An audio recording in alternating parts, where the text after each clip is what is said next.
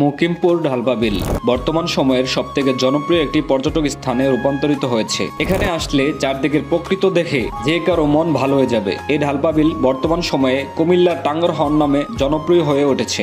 এই ঢালপা বিল এসে কেউ মাছ ধরছে, কেউ গোসল করছে, কেউ বা বন্ধু পরিবার নিয়ে ঘুরতে আসছে। এই ঢালপা বিল দেখতে প্রতিদিন দূর দূরান্ত থেকে প্রচুর পর্যটক ঘুরতে আসে। ফেসবুকে প্রচুর ভাইরাল এই ঢালপা বিল। আর এই সৌন্দর্য উপভোগ করতে আপনাদের আসতে হবে কুমিল্লা জেলার মুরাদনগর উপজেলার মকিমপুর ঢালপা বিলে। জীবনে তো অনেক জায়গায় ঘুরছো, কুমিল্লা মুরাদনগর থানা ঢালপার বিলে কয়জনই বা আসছো?